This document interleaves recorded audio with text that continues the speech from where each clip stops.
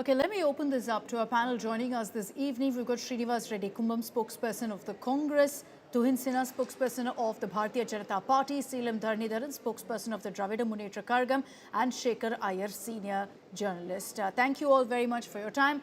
Good evening, or should I say namaskaram, vanakkam to all of you on this conversation. Shekhar Iyer, I'd like to begin with you. You had the Prime Minister leading this massive campaign both in Kerala and Tamil Nadu.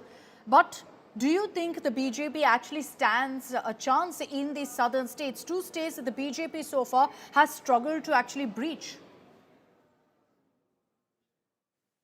Okay, I mean, the best scenario that the BJP is probably looking at in Kerala and Tamil Nadu is like this. In Kerala, they hope to see that left does not, do a hat trick. I mean, again, come back to power for a third term. And the UDF is not in a very comfortable position because of narrow margin, and they themselves are able to open a decent number in the Kerala Assembly. As far as Tamil Nadu is concerned, the BJP has been working behind the scenes to get all these leaders to come on a platform. That itself was a very big achievement, considering the animosity between TTV Dinakaran and Edappadi Palaniswamy. And one thing you would have noticed today at the Bhadrantakam rally is TTV Dinakaran openly, gave his support to Edappadi Palaniswamy, saying that they have forgotten their past differences because they want to get Tamil Nadu rid of the DMK rule. That's a big message to the AIDMK cadres who have been upset that their two leaders have been on a war path. So that's the kind of message that the BJP is working, and this effort of the Prime Minister would be largely to unite the anti-DMK votes, which these other parties are bringing, like the presence of Anbavadi Ramdas is also interesting, though Patali Makkal Katchi has been having a Yeah. mega father-son fight. But overall picture in terms of BJP's long-term strategy for both the states is that if they can ensure that DMK does not come back to power, is short of numbers, Yeah. BJP will consider it a big achievement. Similarly, in Kerala, even if the Congress were to come back, but if it is reduced margin, that would see a lot of instability given narrow margins by which candidates win in Kerala. Okay, so interesting analysis there. I think you've summed it up as far as both Kerala and Tamil Nadu are concerned. Let me bring in the Congress first on this broadcast. Srinivas Reddy, looking at the Prime Minister's speech in Kerala particularly, many would suggest, experts too would suggest that the BJP perhaps is on the rise in Kerala. Is there a cause of concern for the Congress, which is looking ideally to come back to power in a state like Kerala in a few months? Seeing Prime Minister's Modi's speech today, I would feel that BJP is probably dreaming of coming into power in Kerala, because Kerala and in entire South India, if we are taking, we can see that South India here the elections are mostly based on local issues. Then personality-based politics happens here. Regional-based politics happens here, and it's mostly the regional parties which are strong here. In some states, likewise in Kerala, I mean Karnataka and Telangana, we have the Congress in power. In Andhra, if we see, it's only BJP is only an alliance partner over there with about eight seats over there, but they claim that they are in power. Similarly, they are probably thinking that in Kerala they might come to power. They have one MP seat over there, and they have one mayor who has won just recently. And probably it's a good try for them, but definitely I don't think it is a possible scenario there. Tuhin Sinha, your And, response, is this merely a pipe dream then for the BJP to be able to conquer a Kerala or a Tamil Nadu? Well, good evening. Good evening, everybody. First of all, very happy Saraswati Puja to all. Well, certainly in Kerala and Tamil Nadu, BJP is going to come up with its best performance till date. And for Congress to, say that we are dreaming of coming to power, Congress should worry about its existence because, even in across the country, Congress seems to be facing an existential crisis, including at the local body. Now, when it comes to Kerala, we are facing a duopoly which has ruined the state in every possible way. Corruption is at an all-time high, but more than corruption, it is the radicalization which both of these groups have encouraged over the last 2 decades. Congress has an open alliance with the Jamaat. When we question them over the alliance and Jamaat, rooting for an Islamic state, they have no answers. Khalid Mashal, held a conference in Kunur barely 2 weeks after the Israel attack. Not one Congress leader, not one CPIM leader had the courage to attack that. So that is the reality of Kerala. When it comes to Tamil Nadu, obviously corruption is at an all-time high. The anti-incumbency factor is going to, play in a very big way in Tamil Nadu, and we are cobbling up an alliance which will hit at that anti-incumbency factor, which will make sure that the DMK crumbles at the right moment. Dharnidharan, your opening comments on what the Prime Minister said today in Tamil Nadu. Tuhin Sinha also suggesting that, look, this is an alliance that's going to win in Tamil Nadu, that there is a great deal of anti-incumbency. And the Prime Minister in his speech put the focus largely on corruption, on misrule, saying that, law and order has gone to the dogs. He's talking about a drug issue, all of that in Tamil Nadu.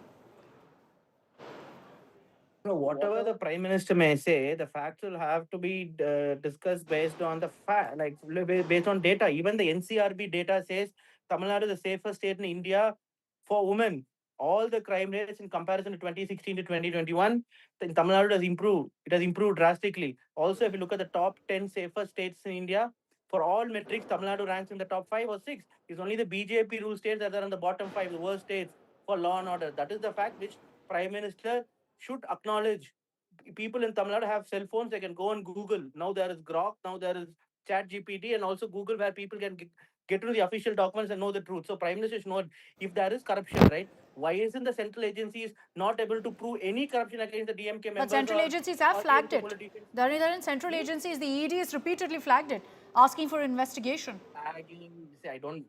Where is the conviction? ED's conviction rate is 0.01%. So there is ED, CBI, income tax. If at all someone has made corruption, then there has to be a proof, and then the proof will have to be taken into consideration in the court, and court will have to give a verdict.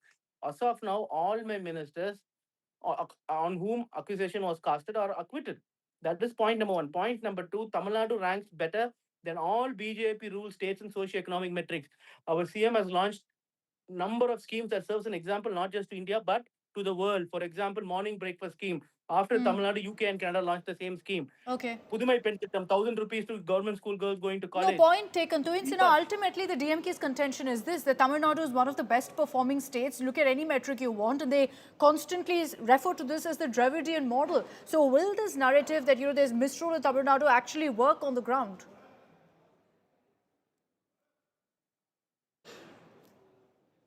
Tuhin, can you unmute yourself, please?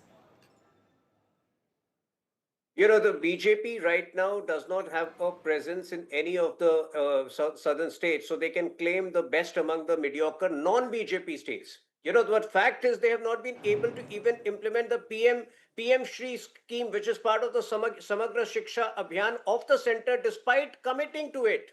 There was a liquor tragedy 1.5 years back in broad daylight that killed 58 people. Obviously, their local leaders have been minting money through liquor tragedies. Their attack on judiciary, they wanted to, or perhaps they still want to impeach the judge who passed the judgment in favor of the Deepathun lighting. This is the reality of the DMK. They may claim they are better among the non-performing opposition rule states, but that is not the parameter. You compare it with any of the BJP ruled states, be it Maharashtra or Uttar Pradesh, and fact is that Tamil Nadu government has done nothing but stalled important development projects. And no, but are you suggesting that in Uttar Pradesh, like a state like Uttar Pradesh's economy is better than that of Tamil Nadu's? If you have to compare it from 2017, the journey of Uttar Pradesh, the transformation, the metamorphosis from a Bimaru state into one of the states which is getting maximum investment, Tamil Nadu was always ahead in many of the parameters. On the contrary, there is stagnation since the time DMK government came into power because of their extracurricular activities, their interest in undermining the judiciary, their interest in anti-Hindu activities. Why did they have to impeach the judge who passed the judgment in favor of Deepathun? Can he answer that? Can I just come in? Dharnidharan, go ahead. See, I'm not going to get into all this religion, spirituality. BJP does not have any development to show. They want to bring religion into it. I will only say air pollution in India is the worst. R&D spending in India is the lowest. Sanitation in India ranks 120th or 122 countries. Chinese universities are now ranking in the top 5 when it comes to research citations. Indian universities not nowhere present. Modi has been power for 11 years. These are the questions I wanted to answer. When it comes to Uttar Pradesh, any socio-economic metric, Uttar Pradesh ranks only as good as Sub-Saharan Africa, and Tamil Nadu does as good as Eastern European countries or some of the states in the United States itself, developed countries. This is where we stand. In all metrics, it has only improved. The Tamil Nadu was a revenue surplus state in 2011 when ADMK demitted office. Revenue deficit was minus 66,000 crores, which in a COVID year, my government reduced it by 20,000 crores. And then now the revenue deficit is 30,000 crores. Debt to GDP went from 18% to 30% under Edapadi, BJP partner. The same alliance is going to contest election. That we have reduced to 26%. So what is he talking about? Okay, so Nadu's that's revenue data to for you, GDP. Tuhin. Tamil Nadu's revenue to GDP reduced by 2 percentage points under Edapadi Palaniswamy, which Doreen? means where the money which should have gone to the government got disappeared. Okay. After my government, that Okay, that you've was given reclaimed. those So numbers. what are they Dharnidharan, talking let about? Tuhin What are they respond. talking You've about? given those No, numbers. the point is there is, like I mentioned, given that Tamil Nadu already, was way ahead of Uttar Pradesh 10 years back, data. there is I have given data stagnation. now that where it You was go by 11 and data, I go by your behavior. Why did you stall? Why did you stall the Coimbatore and Madurai rail projects when the center was pushing for it? You provided wrong and fallacious DPRs. That's also a fact. There we have a development model which is not which is not impeded by petty politics. You people have only got into a conflict with center on frivolous issues. The story of Tamil Nadu would have been something Dharnidharan. else otherwise. Dharnidharan, your response quickly, and then I'll bring in Srinivas Reddy also. So CAG audit in 2022 and 23 had flagged certain discrepancies during Edapadi Palaniswamy's regime with Minister Velumani, where they said 90% of the smart city tenders were only awarded to one company with links to the minister's brother, and all the tenders were submitted through only one computer IP address, and the number 2 bid was also another same company. Because of this, there was a loss to exchequer of 6,000 crores. Shut case. Why isn't Velumani any FIR has been filed by the ED No, or no, but CBI or Dharnidharan, income tax? respond to what the And why is BJP Prime is Minister saying, that talking about central it? schemes are blocked. That central schemes are blocked in Tamil Nadu. Even Manrega, when it Despite of comes to central government, Manrega, which despite of existed central then. government, Tamil Okay, Nadu is okay, doing let well. Dharnidharan finish, Tuhin.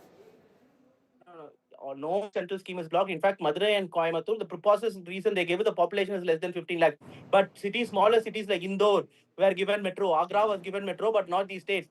I will give you entire data of non-BJP rule states, not just Tamil Nadu, how the funding has been reduced. In 2014-15, Uttar Pradesh used to get 40,000 central funding, Tamil Nadu 20,000. Now Tamil Nadu gets about 60,000, Uttar Pradesh gets about 2.1 lakh crores, which is about, they get each year 1.6 lakh crores more for central devolution. Tamil Nadu's own tax revenue, right, is 75%. Uttar Pradesh's own tax revenue is only 50%, which means 75% of expenditures met by own revenue, which does not come from the center. That is a fact. So earlier Okay. it wasn't the case. So our own revenue has increased. The central transfer has reduced, which means we are doing good administration despite central not allocating the fund. Right. And our growth rate is 11.2% in compared to India's growth rate of 6.7%. India is Tamil Nadu, the fastest growing state in the last 5 years. Okay. You compare it to any state, our growth rate is highest, which is the Okay. data which is Reserve Bank of India. So Tuhin, what your are we response talking here? particularly on particularly what Dharnidharan Corruption, raised you're on not Velumani. investigating. I So why are have, they not talking about Akshita, Velumani? I have very clearly specified the data, the cherry picking of data can be misleading. Bihar reported a 14.5% GDP growth rate. For the last 2 years, Bihar has reported in excess of 14% GDP growth rate. So what is he talking? Fact is that a lot of these projects which are encouraged by the center have been stalled. Even, in the last election. Akshita, I will quickly come in Dharnidharan, here. hold on. Let Tuhin In the last finish. No, elections. Dharnidharan, hold on. Yeah. In the last elections, they promised they would raise the Manrega scheme, which has now been replaced by VBG Ramji bill. They promised they would raise the 100-day work guarantee to 150. Did they do that? They did not do that in the last 5 years. Till we brought the VBG Ramji bill, last month. So they have made a lot of promises. They have not delivered on it because their focus was on some extracurricular activities, particularly undermining the judiciary, particularly undermining the Hindu faith, which we have seen them do time and again.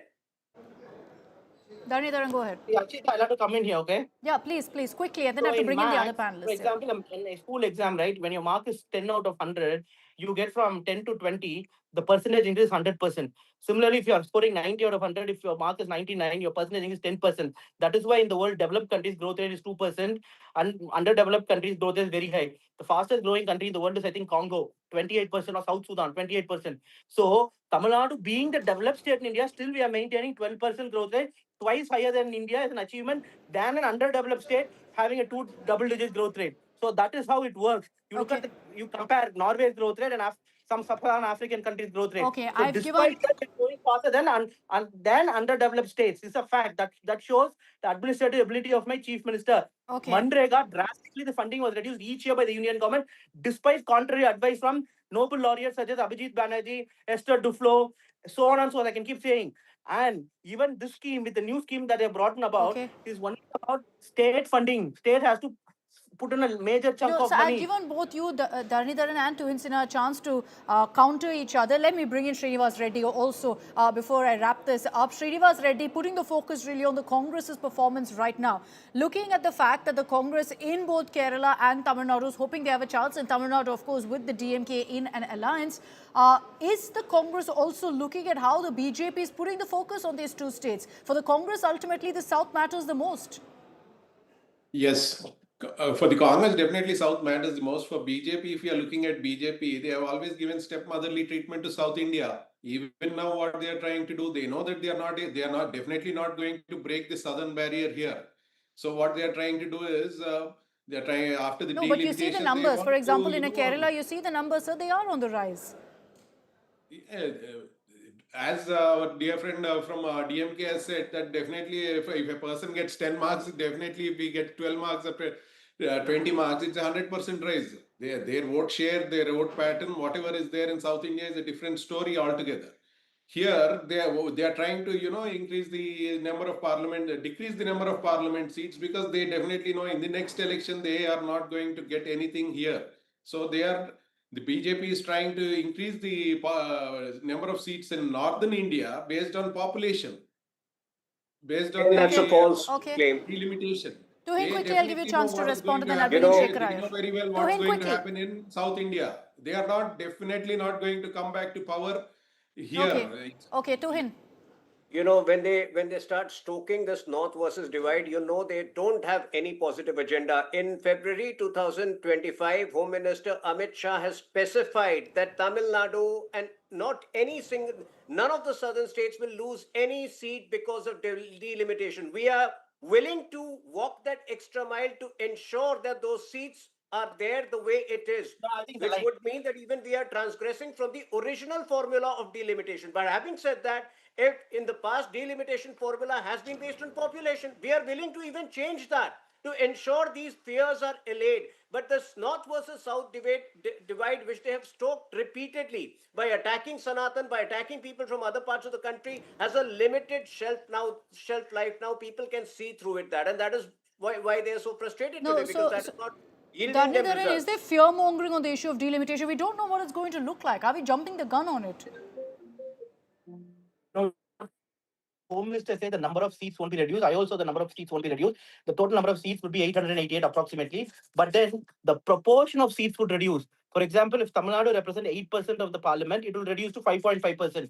The Delimitation Act in itself says the redrawing of constituencies based on population. And because population in the states have reduced, which means the proportion of parliamentarians from South India will reduce to 17% from 25% and will increase in handful of North Indian states from 40% to 70%. That is the worry. What we are saying is the Home Minister can come and say proportion of seats won't be reduced. They are not using the word proportion. Again, paying with plain math. That's all the whole point is. They should first freeze delimitation, like how Vajpayee did and Indira Gandhi did, and then have a discussion with the states, and then tell this is what we are going to do. Because delimitation automatically lapses, the constituencies will have to be redrawn based on the population. Let me just... Because Okay, gentlemen, I'm just going to press pause. I'm going to come to you, Tuhin. Give me a moment. I just want to get in a reaction that's come in from Tamil Nadu Chief Minister M.K. Stalin to what Prime Minister Modi has said. Clearly, Chief Minister Stalin hitting back, referring to the double engine the Prime Minister Modi spoke out of as Dappa engine. Essentially, there is like an empty engine, if I were to translate that for you. He's saying that won't run in Tamil Nadu. He's saying despite all the barriers imposed by the BJP, Tamil Nadu has achieved the kind of development that history speaks of by shattering them. And then he's spoken of states like Uttar Pradesh, Madhya Pradesh, Bihar. He says these are the so-called double-engine states. He compares that to Tamil Nadu, Kerala, Telangana, Karnataka, West Bengal, and says that the states where your Dabba engine hasn't entered are the ones soaring high in development. Tuhin Sinha bringing you in on this. A comparison where he's essentially looking at BJP-ruled states saying your double engine doesn't work. This is what the Tamil Nadu Chief Minister says. Can you just repeat that? There was a slight. So he's drawn a comparison to him where he says that the double engine in states like Uttar Pradesh, Madhya Pradesh, Bihar are doing nothing. You compare it to the states' development in Tamil Nadu, Kerala, Telangana. So he's listed all the states where the BJP is not empowered to say they're doing better. Suddenly the DMK pretends it is ignorant about history. You have seen, where we took over in 2017 in Uttar Pradesh. What was the condition of Uttar Pradesh then? It was a Bimaru state. There was complete lawlessness. The transformation that Uttar Pradesh has witnessed, the growth in GDP, that is unprecedented. That is the transformation we bring in every state we inherit. But the argument then will be that in Tamil Nadu, it's always been the Dravidian parties at the fore who've ensured the growth in the state. The Dravidian parties have presided over the stagnation of the state. The Dravidian parties have presided over the stagnation of the state. Tamil Nadu would have been at another level had BJP been given an opportunity way back, and it will still be at another level if we get an opportunity now. Projects which have been stalled, and I listed some of them, will see the light of the day. That is the crucial difference which we will bring about. Dharnidharan, your response? That you cannot compare in Uttar Pradesh and Tamil Nadu. Even now in socio-economic metrics, Uttar Pradesh have not undergone any transformation. It's all the same how it was 10 years back, 15 years back, 20 years back. Even GDP growth rate, they're not doing as well as Tamil Nadu, in spite of being an underdeveloped state where they're supposed to grow faster. It is only additional, because of additional union government transfer, the money that goes from Tamil Nadu to Uttar Pradesh, Kerala to Uttar Pradesh, Karnataka to Uttar Pradesh, Telangana to Uttar Pradesh. Because of this, some infrastructure projects have been announced, even though they have not been completed properly. We all the newspapers, we saw how in today's day and age, someone had to, in middle of the road, there is a drain and a car goes into the drain. The drain was not even covered. That is how underdeveloped Uttar Pradesh today is. That is how bad the governance is. The minister's son have ran over farmers in Uttar Pradesh. That is a brazenness with which BJP operates there. So what are they saying? This is the same lie they said Gujarat model. 25 years after.